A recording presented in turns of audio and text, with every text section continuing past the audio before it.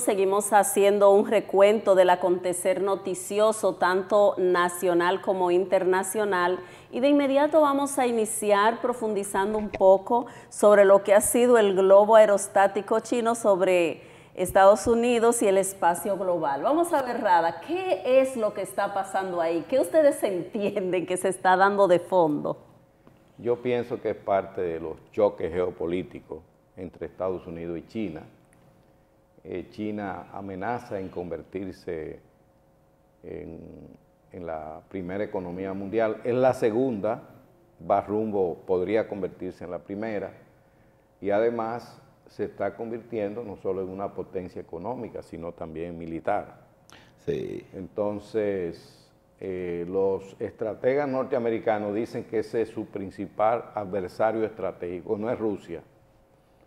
Y entonces, bueno, pues este globo aerostático empezó pasó por encima del territorio norteamericano. El Pentágono dice que era un globo para espiar sitios militares en Estados Unidos.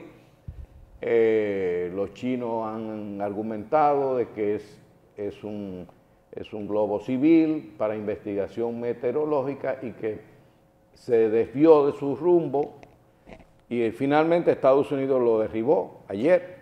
Y bueno, se han generado tensiones políticas y diplomáticas entre Estados Unidos y China. Los chinos han dicho a los Estados Unidos, con su cultura oriental, que no panda el cúnico. Han dicho calma a los Estados Unidos porque parece que los Estados Unidos han hecho de este acontecimiento un fenómeno propagandístico, porque alrededor de las relaciones de China y Estados Unidos se dan factores más preocupantes que el globo que los Estados Unidos acaba de derribar, efectivamente procedente de China. Hay eventos, evidentemente, que traducen una mayor confrontación entre estas dos grandes potencias, entre Estados Unidos y China, lo cual replantea lo que es el poderío global. Y recuerden una cosa, la política exterior norteamericana de principio de siglo, final de siglo pasado y principio de esto, estuvo matizada por la lucha contra el terrorismo. Ahora ya no es la lucha contra el terrorismo, ha variado. Y entonces le ha dado mucha importancia a los mares, es decir, al océano. Y de ahí que la región Indo-Pacífica, es decir, del Océano Índico y el Océano Pacífico, haya tenido una importancia geopolítica fundamental porque alrededor de estos océanos se transporta el 50% de la materia prima que con el mundo de alguna manera transforma y consume. Es decir, que ya el tema de los océanos se ha convertido en un tema que está ligado al crecimiento económico de los países. Entonces, los Estados Unidos ha establecido como estrategia de desarrollo global el tomar como referencia en la confrontación con China el océano Indo-Pacífico y de esta manera armar, por ejemplo, a Filipinas, que hace frontera con Taiwán, por aquello de que China entiende que Taiwán es una provincia de China. Y recuérdense que en septiembre del año 21, el Reino Unido, Estados Unidos y Australia llegaron a un acuerdo a través de lo que se llamó el acuerdo de AUKUS, que era un acuerdo donde armarían a Australia a través de submarino nuclear, que tuvieron momentáneamente un choque con Francia, porque ya Francia tenía vendido 12 submarinos a Australia y Estados Unidos con ese acuerdo lo derrumbó. La cuestión es que la verdadera batalla que se da entre China y la India no se da alrededor del globo que acaba de derrumbar Estados Unidos, sino en esa región, haciendo hincapié en que dentro del marco de lo que es esa lucha de replanteo del problema global está la inversión, o sea, está va a caer por su propio peso el papel que debe jugar la India en todo este proceso. Y Japón, como potencia que definitivamente coadyuvan a un replanteo del poder global y mundial. Qué interesante. Entonces, miren cómo está el ámbito internacional. También vemos en el ámbito internacional cómo la Shell inglesa y la ExxonMobil americana han aumentado sus ingresos de forma extraordinaria. Por ejemplo, la Shell, 42.000 millones en el 2022. Y todo esto fruto de lo que ha sido luego de la guerra de Ucrania-Rusia. Que entonces, ¿cuál es el mensaje que nos manda a todos nosotros? Bueno, las multinacionales, ciertas multinacionales son las principales beneficiarias de la guerra de Ucrania. Sobre todo la industria armamentística, sí. Estados Unidos y la OTAN están armando hasta los dientes a Ucrania. Eso es armas y armas y miles de millones de dólares. Le están quitando a los contribuyentes de Estados Unidos y de Europa decenas de miles de millones de dólares para enviarlo a Ucrania, la mayor parte en armas. ¿Quiénes son beneficiados? La industria de la guerra. Y también la guerra de Ucrania ha generado un incremento en los precios del petróleo y sus derivados. ¿Quiénes son los beneficiarios? Las grandes petroleras, como ahí lo está diciendo. Es decir, todo eso hay que verlo en ese contexto.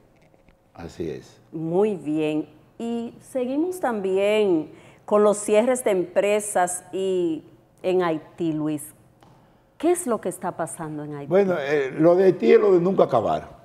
Definitivamente, Haití, dijo Hipólito Mejía, con ciertos niveles de razón, que Haití no es un estado, es una selva.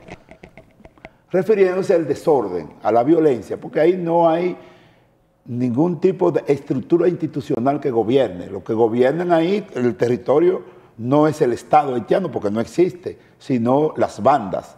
Ahí lo que predomina, básicamente, es los intereses particulares de las bandas de criminales y de secuestradores. Siguen los que secuestros. Incluso secuestran gente y solicitan y piden indemnización, si es que se puede llamar indemnización, o sea, un rescate, un pago por un rescate.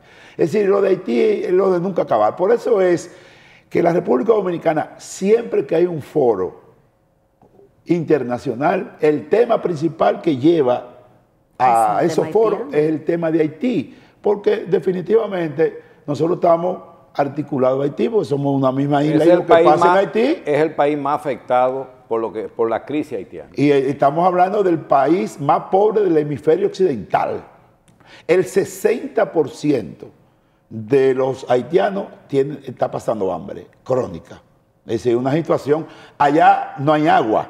Incluso las propias bandas que dominan los territorios no dejan entrar, porque allá en Haití se distribuye el agua por camiones, no lo dejan entrar. Por eso es que de alguna manera el cólera ha afectado de manera muy puntual a Haití, porque consumen agua contaminada, porque no lo dejan, el agua buena no la dejan Pero eso nos está afectando a nosotros, claro porque que hay muchos casos de cólera en estos momentos.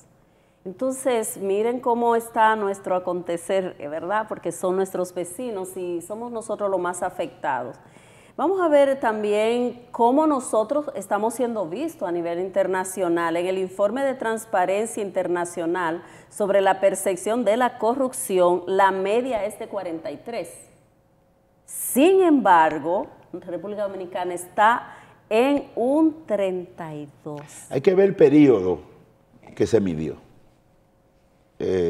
Porque siempre, recuérdense que hay que ver la posición que ocupaba la República Dominicana hace 2 años, 3 años. Exacto, antes del nuevo gobierno. Antes del nuevo gobierno y la que ocupa ahora. Porque decir la información así, tan, ¿verdad?, podría sorprender a cualquiera. Crear confusión. Pero porque hay que ver si hemos avanzado o no en los niveles de transparencia internacional. No, porque evidentemente en los últimos 2 años y 5 meses, evidentemente que el gobierno, sobre todo el presidente, ha hecho mucho esfuerzo en la transparencia, en la honestidad del gobierno. Yo soy de lo que sostengo que el gobierno actual es el más honesto desde el gobierno de Juan Bosch. Esa es mi hipótesis. Es el más honesto desde el gobierno de Juan Bosch. Claro, el gobierno de Juan Bosch fue un gobierno de 7 meses. Sí. Y había que ver qué iba a pasar en los 4 años. Pero la historia, como dices tú, que es lo que lo reconoce como uno de los gobiernos más honestos. Como referencia de gobiernos honestos. Honesto. Y yo digo que después de Juan Bosch, este ha sido uno de los gobiernos más honestos del actual gobierno. Sobre todo porque eso es impulsado personalmente por el actual presidente de la República. El discurso gubernamental siempre ha estado matizado, siempre, en cualquier acto público, alrededor del concepto de transparencia. Exacto. Y hay una percepción global, no solo de ustedes, en ese sentido. Esperamos entonces que el informe que se haga ya a partir más actualizado pueda reflejar. Por ejemplo, ese control que tiene compra y contrataciones ahora. Sí. Eso no existía antes. Y muy riguroso. Muy riguroso, me consta. No, y además, la transparencia con que se maneja la contratación. Todo el mundo puede acceder en cualquier momento a la página web para que vea cómo se hacen las cosas ahí adentro. Es muy importante. La vigilancia de la Dirección de Ética. También. Dirigida por doña Milagro Ortiz Bosch. Y el presidente personalmente, la Contraloría, hasta los servicios de inteligencia, vigilan a los funcionarios, según los informes que tengo. Bueno, para que no... De alguna manera eso debe reflejarse en los replanteos actuales de lo que es la transparencia internacional. Digo yo, de alguna forma, eso se refleja. Ustedes expresaron algo muy importante, periodos. Como este periodo va a mitad del proceso, todavía a nivel internacional no va a ser tomado en cuenta porque se toman referentes históricos. Sin embargo, la percepción en República Dominicana es que hay un cambio en ese nivel de transparencia como ustedes expresan y esperamos que siga. Pero es evidente que nosotros estábamos en los primeros lugares en corrupción en el pasado, sin lugar a dudas. Sí, por supuesto. Y es posible que ese informe tome el pasado y quizá un poco del presente. Sí, así es. Lo que nosotros abogamos, Radamés, en este programa y Marcia, es porque se profundice la transparencia. Claro. Se consolide lo que hay, se profundice y lleguemos finalmente a tener gobiernos transparentes en los próximos periodos históricos de la República Dominicana. Esperamos también que en el tema de corrupción no solo sea la transparencia, sino que las personas que han tenido, vamos a decir, han estado sumergidos en temas de corrupción, que se aplique la justicia, porque también esperamos que se haga justicia.